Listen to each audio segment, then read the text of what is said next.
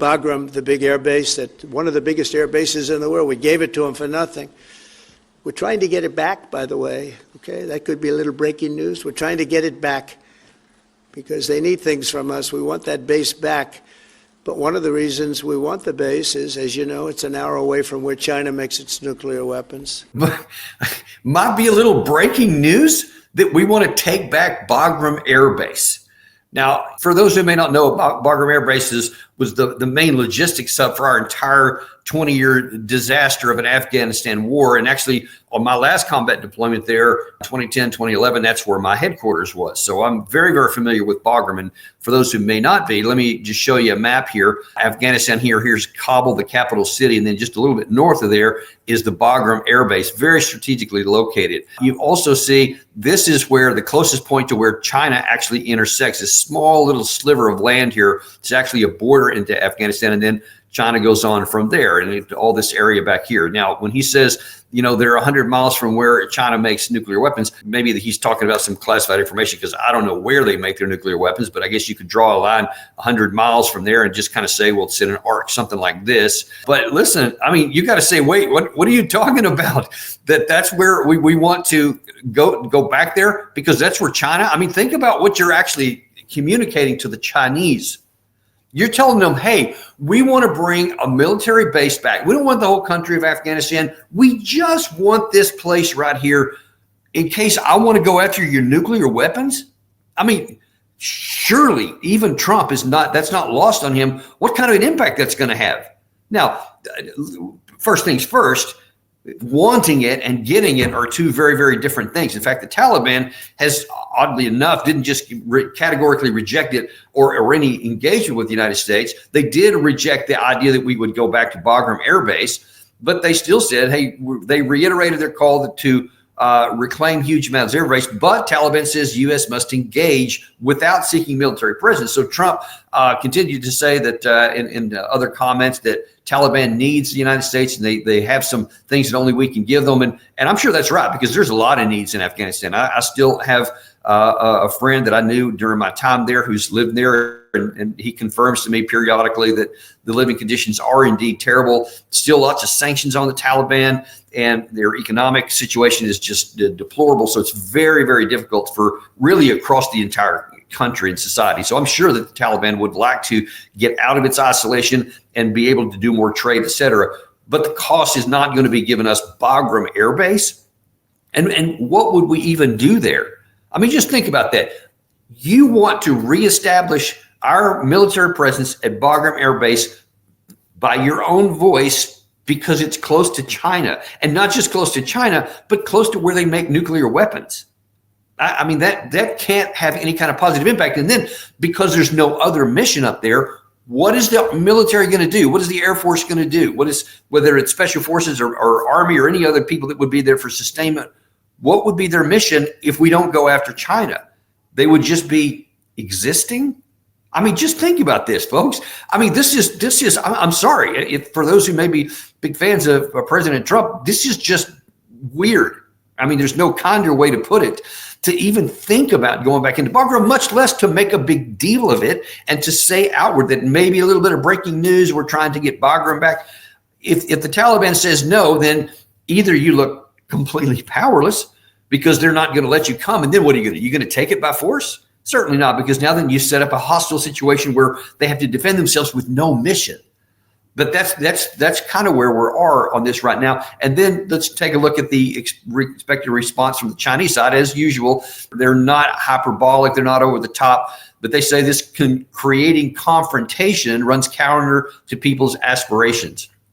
China says Trump's planning to retake Afghanistan Air Base. That's just not going to work. But I bet behind the scenes that they have far more concerns about it than that. Now, it's probable that China says, okay, this probably is Trump, just being Trump and just making these wild claims that are totally divorced from reality. I don't think they would actually worry about it unless we somehow actually got the base and started moving forces in there and, bombers, refuelers, possibly missiles, et cetera. Then I think you're going to have a lot more reaction from China. But probably up to this point, they're just going to say, okay, it's not helpful. but it's not going to happen anyway. And that's probably the case. That's probably how it's going to work out, that there's not going to be any going back to Bagram. But I'm telling you, you just got to ask the bigger question. Why is this on Trump's mind? Why is he talking about this? I mean, this kind of harkens back to earlier in his administration that I'm going to take Panama Canal back, or we want to take Greenland, possibly by force. We might want to have Canada as our 51st state and would not overtly rule out the use of military force. Just said, no, all options are on the table. And then here we got stuff going on in Venezuela, down in the Caribbean Sea. This is not good for America. It literally just diverts our strength all over the globe. It's not helpful. It's not in our American interest. It's things we don't need to do. Now, if you want to do something to try and interdict drugs and stuff coming in from Venezuela or Colombia, which is where far more of it comes in through, for Venezuela, it's more of a transit area, both in sea, water, and air. Then there's ways to do that. You can interdict it at the border, et cetera, instead of talking about maybe invading and using military force on Venezuela. That's what he's talking about here in recent days and weeks, that we might use military force. And there's no plan. There's no attainable military objective to that. All you can do is get yourself sucked in to another unwinnable situation in our own hemisphere. Won't help the situation in terms of the drugs, because the drugs are going to come in. As long as there's demand, no matter what, the drugs will come through. If you stop it up in one place, they'll simply move around it and they'll go someplace different. If you set up roadblocks here, I mean, it's the hemisphere. It's not like a choke point that you can cut off a choke point. The stuff is just, it'll go anywhere, in the air, on the sea, through land routes, et cetera. So that's not going to stop anything, but it could get you in a really big, dead end, sucking situation where it just sucks in all your resources and everything else and gets into a lethal situation. I mean, just if you don't want to go much further, just look at the Houthis. We said we're going to stop the Houthis with relentless pressure and power and all this, and we're going to prevent them from interdicting in the Red Sea. And that was a fairly constrained small area, and we couldn't do it.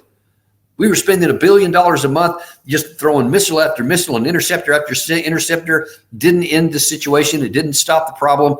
And that was entirely predictable, but we still tried. And then we just stopped, which was the right thing to do. But the better thing to do was not to have started it.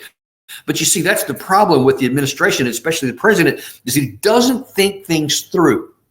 He doesn't say, okay, what are the ramifications of doing this? This should be in a thought process before anything is even talked about. The first thing he should do is, it would be cool. Let's just say, for example, it would be cool if we can get the Bagram Air Base back. That might give us some strategic flexibility in the event China gets crazy on something. And then you start saying, first of all, just to yourself, what would be the reaction? What would be the chances the Taliban would agree to this? What would be the reactions from the Chinese side if we actually make good on it? And then you get your experts together and the people who've literally committed their whole lives to these different areas, and you get diversity of opinions, et cetera. And then you say, okay, based on all the things you guys have told me, either the cost is too high, the chance of success too low, or who knows, in a different case, maybe it's like, well, there's a risk, but there's also potential reward. So maybe I'll go down that pace. That's how it's supposed to work, period, across the board. Anything that you're going to talk about doing as the president of the United States, it doesn't look like that is ever taking place. It doesn't look like he ever even asked the questions. Just these aspirations come out of his mouth, and then to hang with whatever happens and what the consequences are. And then some places like this Houthis thing, he throws it into action, which cost us $1 billion and embarrassment, because everybody in the world, despite what spin he put on it, and this Secretary of War Hegseth put on it, everybody else can see it was a complete and abysmal failure. That's what happened right there. And this would be, doing the Venezuela issue would be just as bad as that. There's just as much opportunity for failure, very little chance for any kind of positive thing. And then now this issue with the Bagram Air Base is even more crazy. There's just no path to doing anything of value or benefit to the United States that the cost wouldn't be out the top. And there's no way the Taliban is going to allow us. Why would they do that? Don't you remember what happened during, first of all, I think it was the 1832 British, when they tried to conquer the Taliban, even though they were technologically vastly superior, it was disaster. They ended up leaving in great bloodshed and humiliation. Then the Soviets tried it in the 80s, 10 years of disaster. And then we were the latest power to show that you're not going to quell them. Even though they're backwards and all this kind of stuff technologically, they're also long suffering, and they hate invaders. They hate foreigners. Now, why do you think all of that history would suddenly be different for the Bagram Air Base. And as though the Afghanistan, bordering state with China, is going to risk the ire of China. China can help them, but they can also hurt them. So China would definitely not be passive if this started going down and getting any traction, and they would certainly take action against the Taliban. And I don't know. I haven't paid attention here lately. I don't know if they're doing anything positive or not. If they have trade, I'm not sure what the current state of affairs is. But I can assure you, whatever it is, it could turn very much dark and worse if Taliban should do that. But they're aware of that, and they're not going to have a problem with their neighbor just to please somebody from 10,000 miles away on the other side of the earth that they gain hardly anything from. That's where we started. So that was the big headline coming out of Trump's European trip to UK.